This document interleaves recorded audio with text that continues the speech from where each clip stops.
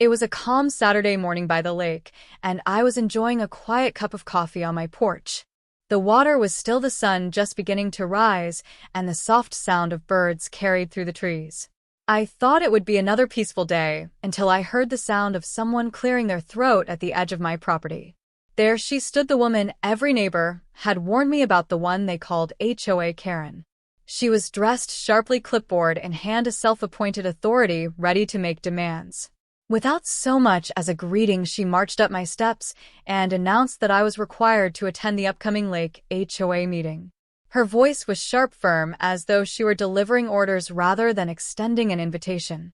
I told her politely that I was not interested in attending, but she only smirked and said attendance was mandatory. Karen waved her clipboard as if it were some legal document, her eyes scanning my porch as though she were inspecting it for violations. I reminded her calmly that I was not part of any HOA and that my property had never been under their control. That only seemed to fuel her anger. She raised her voice, accusing me of being irresponsible and selfish, insisting that every lake resident had to follow the rules of her HOA. When I refused again, she threatened to call the cops, claiming I was breaking community regulations. I simply smiled and went back inside, but I knew this was not the end of it. Later that afternoon, I saw Karen pacing at the edge of my yard, phone pressed to her ear, her gestures wild and dramatic. It was clear she had gone through with her threat and called the authorities. When the police arrived, she rushed to meet them, pointing toward my house with exaggerated frustration. The officers walked up calmly and knocked on my door, and I opened it with a folder already in hand. Inside were the official property records, the deed and documentation proving I was the sole owner of my land and never part of any HOA. The officers reviewed the papers carefully, their expressions shifting as the truth became undeniable. Karen's smug confidence began to crack, her voice stumbling as she tried to argue, but the evidence was clear. The officers turned to her and explained that she had no authority over my property and that her demands were baseless. Her face flushed red, her voice now a whisper as the weight of embarrassment settled over her. The neighbors who had gathered to watch whispered among themselves, some shaking their heads, others chuckling at the scene unfolding before them. Karen had tried to control me with rules that never applied, but now the truth had stripped her of power. Karen stood frozen, her grip tightening on the clipboard as though it could somehow shield her from the humiliation. The officers handed my documents back with a nod of respect, and one of them even apologized for the disturbance. Karen sputtered, insisting that the lake community had always followed the same rules, but her words carried no strength now. The crowd of neighbors grew bolder, whispering louder, some even laughing under their breath at the sight of her crumbling authority. I stepped off my porch and calmly faced her, explaining once more that my property had never been and would never be under the HOA. She opened her mouth to argue, but I raised the deed high enough for everyone to see, and the murmurs of the crowd grew louder. Karen's face flushed a deeper shade of red, her eyes darting nervously as she realized she had lost control of the narrative. One of the officers suggested that she leave the property immediately before she caused further trouble. Karen's jaw tightened, but she obeyed, her shoes crunching against the gravel as she turned away, her back rigid with anger. The neighbors parted to let her pass, and some shook their heads in disbelief at her behavior. I returned to my porch, sat back in my chair, and watched her retreat with a quiet sense of relief. But as I sipped my coffee again, I could not help but wonder how long it would be before Karen tried something else to regain her power. The following morning, the lake was peaceful again, but there was a lingering tension in the air. Neighbors stopped by one to ask what had happened, many of them sharing their own stories of Karen's pushy behavior. Some admitted they had joined her HOA simply to avoid conflict, while others confessed they felt trapped by her constant interference. As they spoke, I could see a spark of frustration in their eyes, the kind that comes from years of being bullied under the guise of authority. I listened carefully and assured them that her so-called power did not extend to my land, and perhaps it was time they questioned how much control she truly had over theirs. Later that afternoon, I saw Karen striding down the lakeside path, clipboard in hand, again her posture stiff as ever. She avoided looking at me, but I could hear her scolding another neighbor about trimming hedges and painting fences. It was clear she was trying to reassert her authority after the embarrassment she had suffered in front of everyone. The difference now was that people no longer seemed as intimidated by her. Her voice did not carry the same weight as before. I watched from my porch, noticing the way some neighbors glanced back at me, as though drawing quiet courage from what had happened. Karen caught sight of those looks too, and her frown deepened, her steps growing sharper as she marched away. For the first time it seemed that her grip on the community was beginning to slip. A few evenings later, as the sun dipped low over the lake, several neighbors gathered near the dock. They spoke in hushed voices at first, but as I approached, they welcomed me into the circle. One man admitted he was tired of paying fees that never seemed to go toward improvements, only toward projects Karen approved. Another neighbor confessed she had wanted to host gatherings at her own home, but feared Karen would appear uninvited and complain. The more they talked, the clearer it became that nearly everyone shared the same frustration. I told them firmly that Karen's authority only had power if they allowed it, and that the law was on their side more than they realized. Their eyes lit up at the thought, though a few still looked nervous, worried about the inevitable wrath of Karen. Meanwhile, Karen had been watching from a distance, her sharp eyes fixed on us, as though she sensed her control slipping away.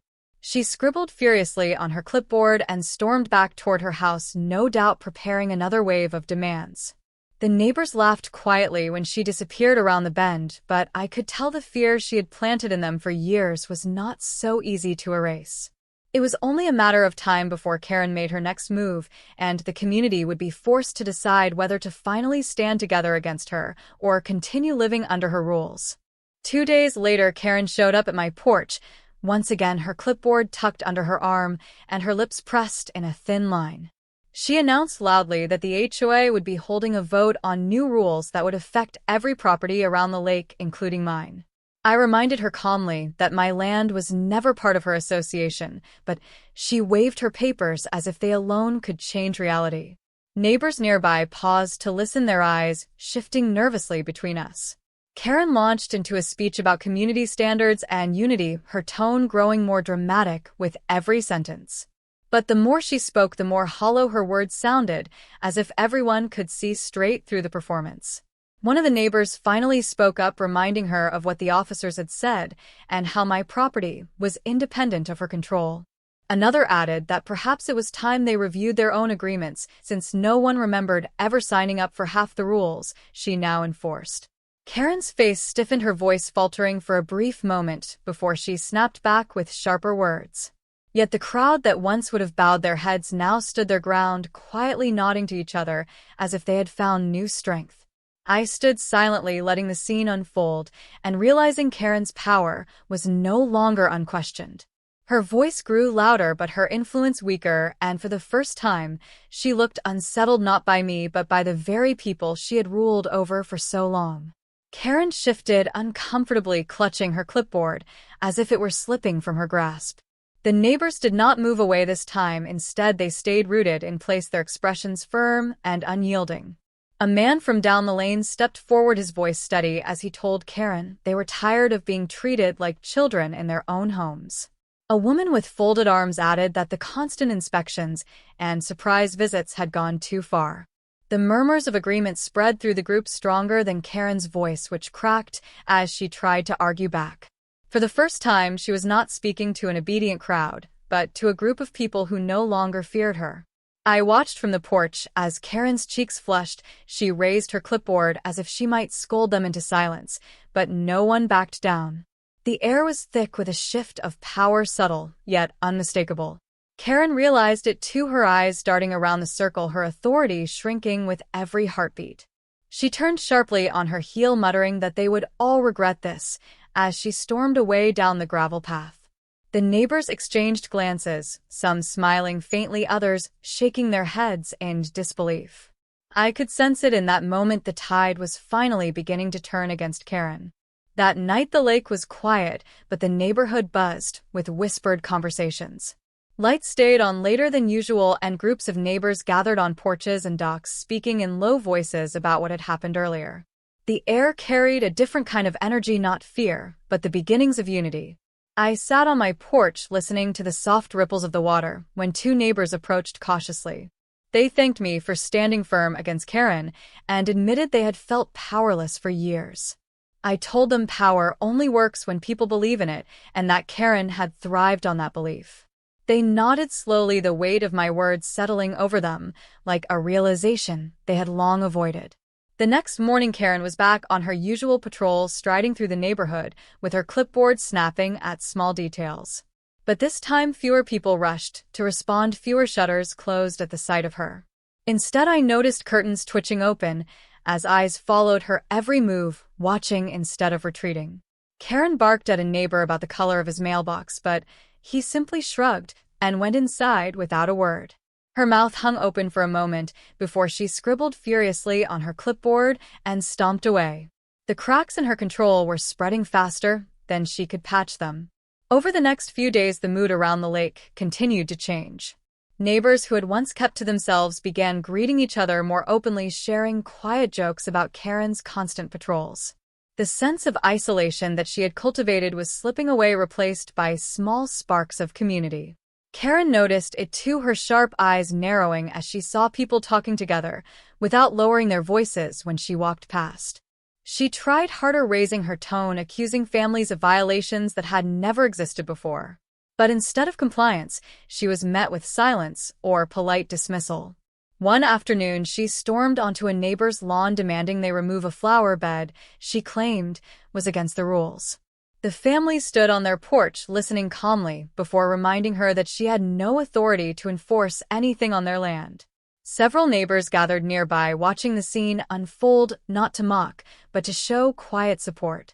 Karen glanced around, clearly rattled by the audience, her voice wobbling as she tried to regain control. The family simply turned and went back inside, leaving her standing alone on the grass, clipboard trembling in her hands. The watching neighbors began to drift away, shaking their heads, leaving Karen to stew in her own frustration. From my porch, I could see the storm in her expression, the dawning realization that her hold on the community was slipping faster than she could stop it. That evening, as the sun sank low behind the trees, I sat on the porch sipping my coffee and watched Karen pace along the lakefront path. Her steps were quick, her head snapping back and forth, as if she were searching for some violation to reclaim her sense of control. But there was nothing to find, only neighbors laughing quietly around small fires or sitting peacefully on their docks. The sound of children playing carried across the water, their joy unshaken by her presence.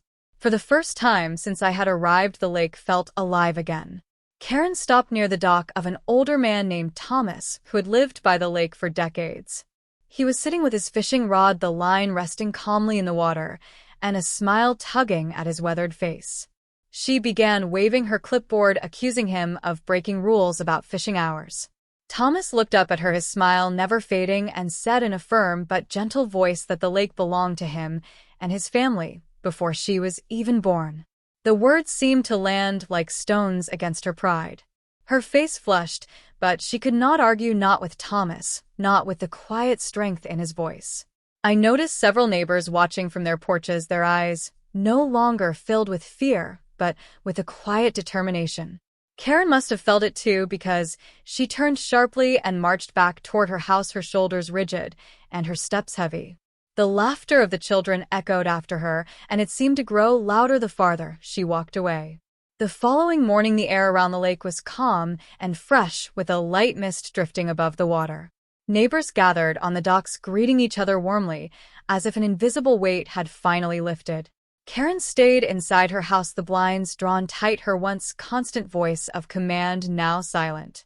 A notice had arrived in her mailbox early that day, a formal letter from the Attorney General's office confirming that her harassment and trespassing complaints had been reviewed.